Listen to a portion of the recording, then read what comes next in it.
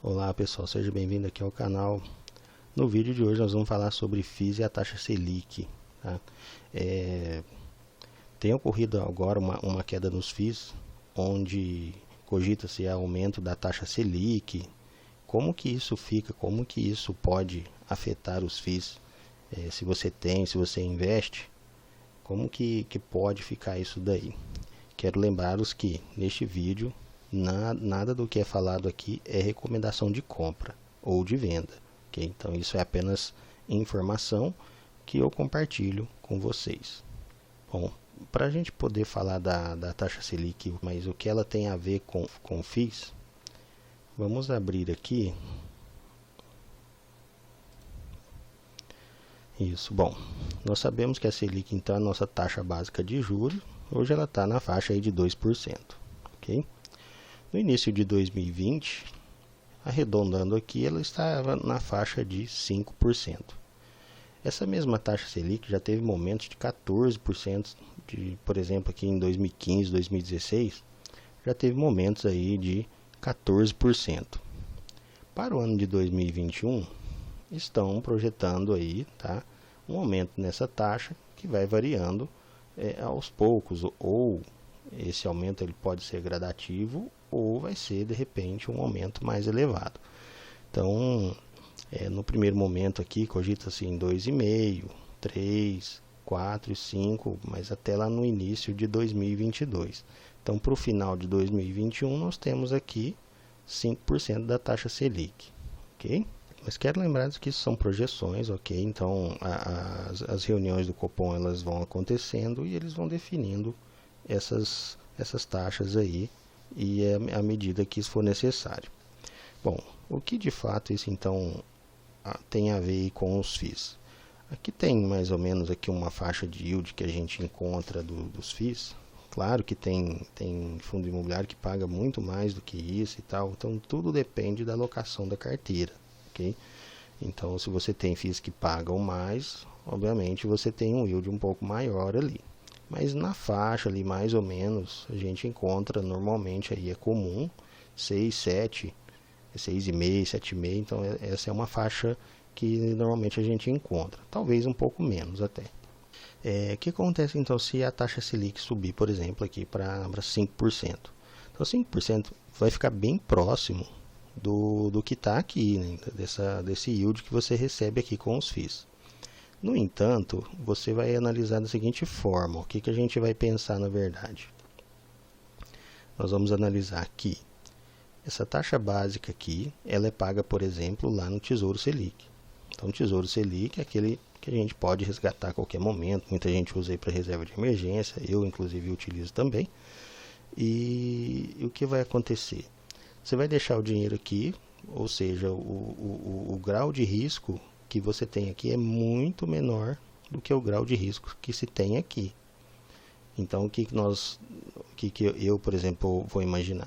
Bom, se eu posso ter uma taxa quase que equivalente aqui e um risco bem menor, é claro que é melhor eu deixar aqui onde o risco é menor, que a gente tende a ir por onde o risco também ele for menor. Então, ou seja, talvez você não tenha ali aquela rentabilidade de 1% ali, mas você prefere ter menos risco, na verdade.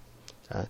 Então, esse é um dos grandes problemas aí quando a taxa Selic sobe por conta desse yield dos FIIs. Tá? Então, só que tem um detalhe aqui também. Então, o que nós temos que analisar aqui? Tá? As pessoas normalmente vendem essas cotas, ok? Então, às vezes está num preço já elevado, então as pessoas acabam vendendo. E o que acontece quando as pessoas vendem? Normalmente o preço cai mesmo, ok? Então vai cair mesmo. Só que em contrapartida, quando o preço da cota cai, esse yield aqui ele tende a aumentar também. Então por quê? Você tem lá um valor X e você está recebendo X por mês. Isso corresponde a um valor que no ano, tá? Que no anual, vai te dar um yield lá, mais ou menos, vamos colocar aqui entre 6 e 7. Só que se o valor da cota cai também dos FIIs, esse yield aqui automaticamente ele aumenta. Tá? Então, nós temos que fazer essa análise para saber realmente tá? Se vale a pena a gente dispor das nossas cotas e tudo mais, tá? Então, faça aí com calma a sua análise, verifique a rentabilidade, se compensa mesmo que você venda, tá? E que você de repente esteja esperando que isso aconteça, mas pode ser que de repente não aconteça, é uma projeção de mercado, mas pode ser que não aconteça também, ok? Então, assim, vá com calma aí com seus FIIs aí, tenha um pouco de paciência, analise corretamente e depois você decide com calma aí para ver o que realmente você gostaria de fazer com suas cotas de FIIs. Mas, no entanto, assim, o que eu posso dizer é que quando você tem muitas vendas, o preço da cota vai cair mesmo. E o preço da cota caindo, se o fundo imobiliário ele manter o valor que ele tem pago, o yield vai aumentar com certeza. Então, de repente, não sei se vale a pena de repente comprar mais cotas do que vender, não sei, tá?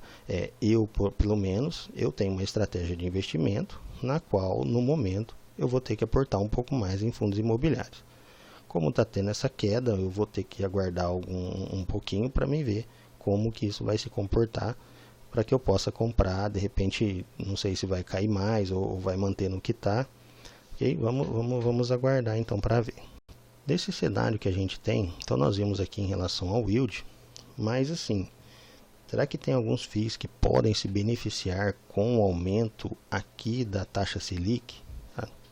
Vamos dar uma olhadinha aqui num gráfico. Acho que é esse daqui. Bom, esse é o gráfico, tá, dos recursos, né, alocados do MXRF11. Tá? Então, basicamente, ele é um fundo de papel que investe em CRIs.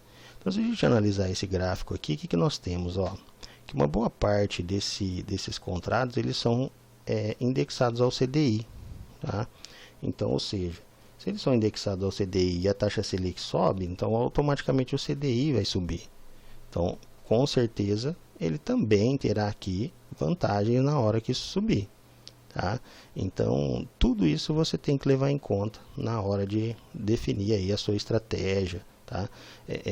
Analisar certinho, pensar bem no que você vai disponibilizar aí para a sua carteira. Então, analisa certinho o fundo imobiliário que você tem na carteira e verifica, faça um estudo aí, veja o que ele pode te proporcionar ao longo desse período aí. Tá? Bom, então nós vimos aqui que existe aí, no caso, fundo de papéis que basicamente são CRIs, né, que eles investem, tá? A maior parte. E tem aqui vários indexadores, uma boa porcentagem, no caso do MXRF11, está alocada aqui com o indexador sendo o CDI. Então, se o CDI subir, automaticamente isso aqui vai subir também.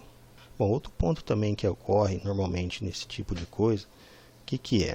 As pessoas identificam isso daqui e falam assim, nossa, vai subir, né? Porque vai subir a taxa Selic, automaticamente isso aqui vai subir também.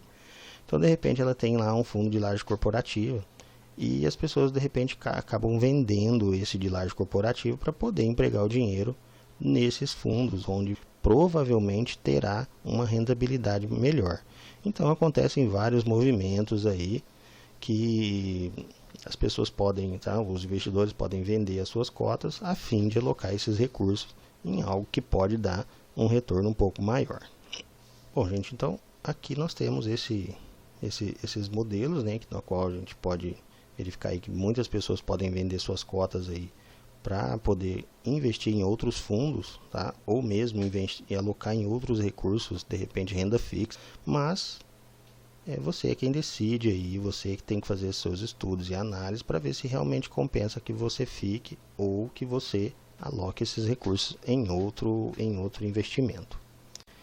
Bom, eu particularmente, na minha carteira, eu tenho fundos imobiliários, eu invisto em fundos imobiliários. De acordo com a minha estratégia aqui, eu tenho que ter pelo menos 35%. Nesse momento, tá, onde eu estou montando ainda a minha carteira, ela tende a moldar algumas vezes ainda, tá? Mas nesse momento eu tenho que ter 35% do que eu tenho investido em fundos imobiliários. Okay? O fundo MXRF11 é um fundo de papel. Eu invisto nele desde o ano passado, tá? Então não só nesse momento, mas desde o ano passado que eu venho alocando aos poucos o recurso nesse fundo. É um fundo que eu acho interessante, tem dado um retorno bem atrativo também.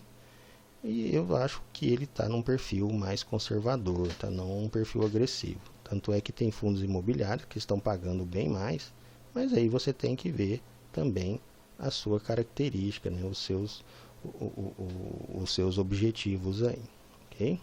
Bom, pessoal, então no vídeo de hoje é isso. Só queria comentar com vocês em relação à taxa Selic, tá? Que provavelmente vai estar aumentando mesmo, tá? Isso era uma questão de tempo, ok?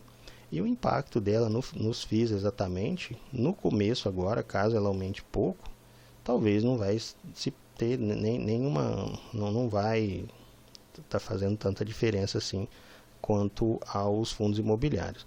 Mas eu creio que mais para frente, se ela chegar a aumentar, subir muito, por exemplo, se ela passar, por exemplo, ali 6, 7, 8, 9%, aí talvez já comece a ter um problema em relação às rentabilidades do fundo. Mas eu quero dizer também que do mesmo jeito que a taxa sobe, ela pode descer também. Então, na verdade, essa taxa ela oscila um pouco. Se você pegar o histórico dessa taxa com os anos que já passou, de 2010 até hoje, ela teve períodos que já teve em 6, já teve períodos que já teve em 10, em 14, 8, então teve vários períodos em que ela oscilou, ela foi mais para cima, ela desceu um pouco. Então isso é normal, tá? Isso vai acontecer mesmo, não tem jeito, o mercado é assim.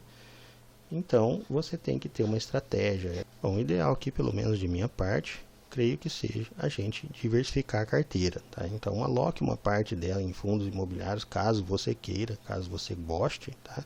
E que se encaixe dentro do seu perfil. Analise certinho quais são os fundos, estude bastante para que você possa fazer uma alocação mais correta possível. Bom, caso tenha gostado do vídeo, deixe seu like e se inscreva no nosso canal, para que você seja notificado de outras informações que vamos colocando aqui no dia a dia.